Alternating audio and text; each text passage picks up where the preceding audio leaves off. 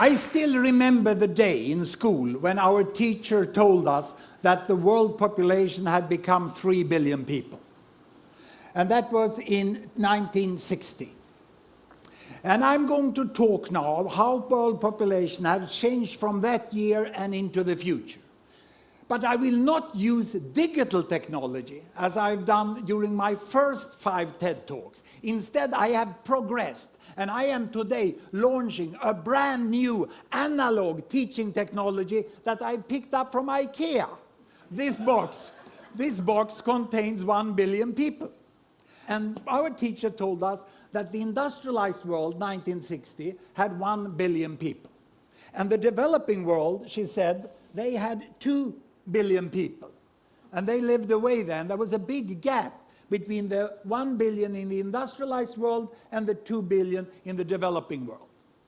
The industrialized world, people were healthy, educated, rich, and they had small families.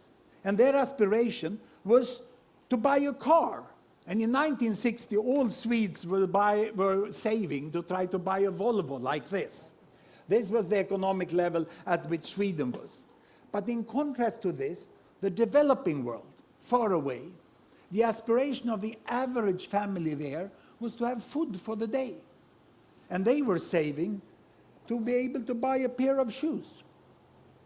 There was an enormous gap in the world when I grew up.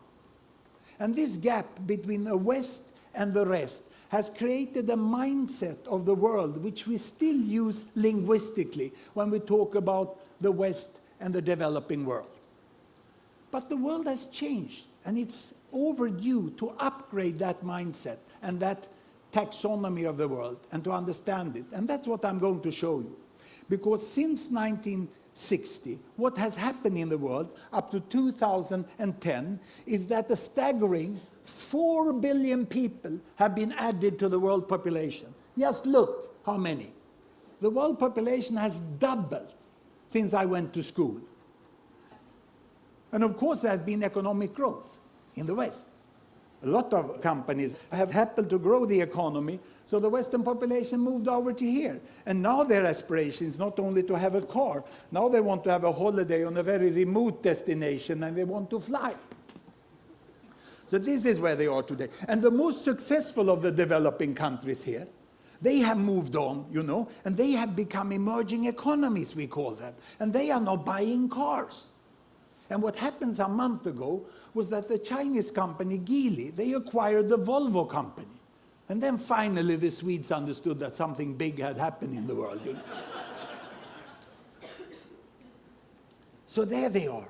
And the tragedy is that the 2 billion over here that is struggling for food and shoes, they are still almost as poor as they were 50 years ago.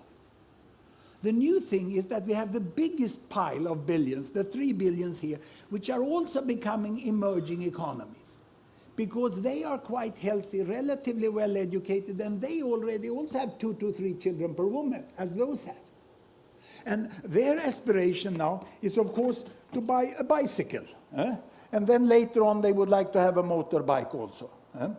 But this is the world we have today. No longer any gap.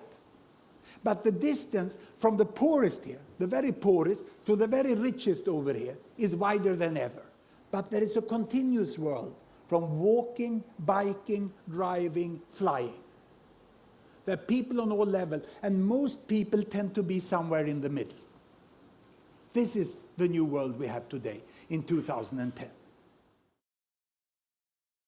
Here I have on the screen my country bubbles. Every bubble is a country, the size is population, the colors show the continent. The yellow one there is the Americas, dark blue is Africa, brown is Europe, green is Middle East, and this light blue is South Asia, that's India, and this is China, size is population. Here I have children per woman. 2 children, 4 children, 6 children, 8 children. Big families, small families. The year is 1960, and down here, child survival. The percentage of children surviving childhood up to starting school. 60%, 70%, 80%, 90%, and almost 100%, as we have today in the wealthiest and healthiest countries.